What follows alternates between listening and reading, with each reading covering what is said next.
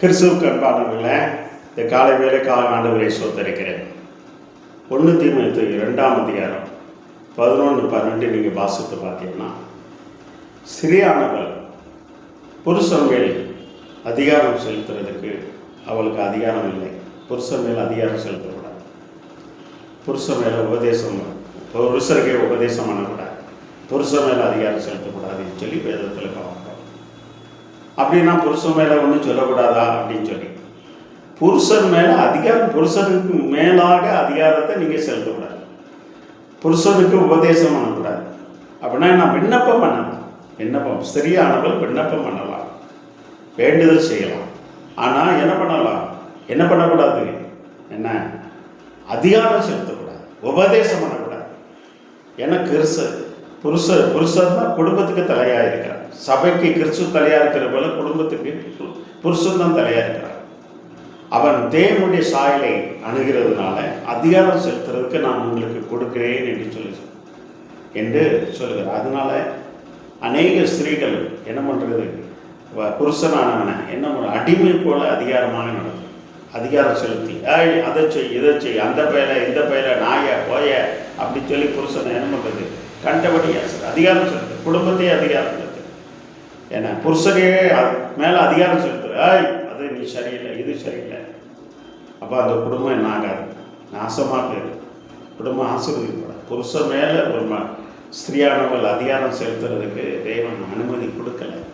வேண்டுதல் பண்ணலாம், விண்ணப்பம் பண்ணலாம், தேவனுக்கு தெரிவிக்கலாம், ஜெபத்தில் தெரிவிக்கலாம். அதான் புத்தியுள்ள ஸ்திரீன்னு சொல்லுவோம். புருஷன் மேலே அதிகாரம் செலுத்துறதுக்கு அது புத்தியுள்ள ஸ்திரீ இல்லை.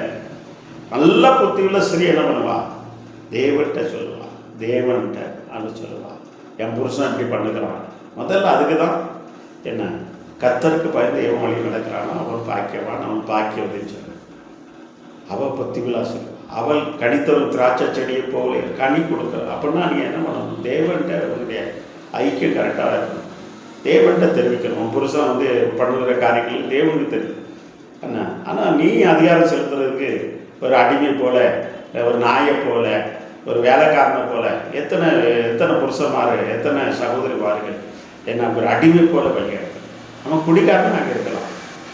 ஆனால் அவனுக்கு என்ன பண்ணலாம், அவன் ஆண்டவரை சொல்லிக்கலாம், சொல்லலாம், வைக்கலாம் என்ன. அதனால அதிகாரம் செலுத்துறதுக்கு உங்களுக்கு என்ன நிறைய பேர் அவன் அதிகாரம் செலுத்த முடியாமல் தான் நிறைய டைவர்ஸ் ஆகும்.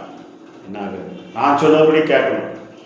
இவங்க வாக்கு கொடுத்தது மறந்துடுவாங்க. வாழ்வியலும் தாழ்வியலும் என்ன பண்ணுகிற, இவளுக்கே கணவனாக இருப்பேன், மனைவியாகி வாக்கு கொடுத்தது தேவன்கிட்ட நீ வாக்கு கொடுத்த உன் வாக்கு என்ன, நீ அதிகாரம் செலுத்துகிறாயா, நான் இப்படி தான் இருக்கணும், ஏன் நீ நான் சொல்லதான் கேட்கணும். என்ன அதிகாரம், என் கணவன் நான் சொல்லதான் கேட்கணும், மனைவி நான் அதிகாரம் என்ன அதிகாரம். இங்கே பவுல் சொல்ல, நான் சொல்லலாமா, பவுல் இங்கே வேதத்தில் சொல்ல 1 தீமோத்தேயுல 2ஆம் அதிகாரம் 11-12 வாசித்து பாருங்க. அதனால் கணவன் மேலே அதிகாரம், புருஷர் மேலே அதிகாரம் செலுத்துறதுக்கு ஸ்திரீயானவர்களுக்கு அதிகாரம் கிடையாது. ஆனால் வேண்டுதல் பண்ணலாம், விண்ணப்பம் பண்ணலாம். உங்களுடைய வேண்டுதல் பண்ணத்தை ஜெயிக்கிற அதிகாரத்தை பயன்படுத்தாது. அதிகாரத்தோர் மேலே பேசாதீங்க என்ன. அது இருக்க அன்போடு பேசுங்க, அன்பு கூறுங்க என்ன.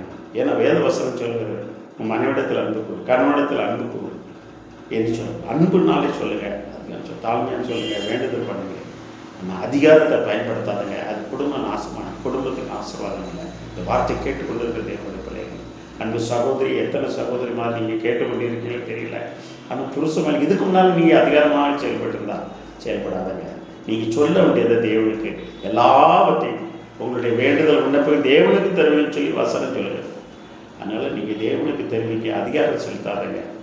ஏன்னா அதனால் அது குடும்பம் வாழ்க்கைக்கு நல்லதில்லை. அதனால் நீங்கள் தேவ சமூகத்தில் இதுவரைக்கும் நீங்கள் அந்த அதிகாரம் செலுத்திருந்தீங்கன்னா தேவ சமூகத்தில் ஒப்பு கொடுத்து ஜெபம் பண்ணுங்க.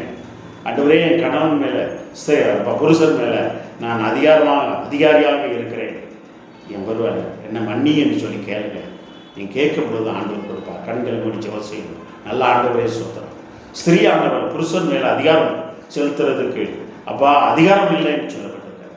அதிகாரம் செலுத்துறதுக்கு அதிகாரம் இல்லை என்று சொல்லப்பட்டிருக்காரு. ஆனால் அன்போடு வேண்டுதலோடு சொல்லலாம்ப்பா. எத்தனை சகோதரிமார் புருஷன் மேல் அதிகாரம் செலுத்தி அடிமையாக வேலைக்காரியாக வைத்திருக்கிறார். ஆண்டவரே அப்படி இல்லாதபடி அவர்கள் இந்த நாளில் மனம் திருப்பப்பட தம் சரீரம் என்று சொல்லத்தக்க இருக்கு கிருபை செய்ய செவிகள் ஒவ்வொரு மேலும் உடைய வல்லமை தொடர்ந்து இயேசுவே I love and touch name of Jesus இயேசுவின் நாமத்தில் ஜெயமெடுக்க ஒரு நல்ல தந்தையே. ஆமென் ஆமென் ஆமென். God bless you. ஸ்ரீயானவர் புருஷர் மேல் அதிகாரம் செலுத்துறதுக்கு அவர்களுக்கு அதிகாரம் இல்லைங்கிறது வேதத்தில் அதிபதியாக நம்மளோடு பேசின சோதனை அந்தபடி செயல்படுங்கள். கர்த்தர் பெரிய காரியங்கள் செய்வார். ஆமென்.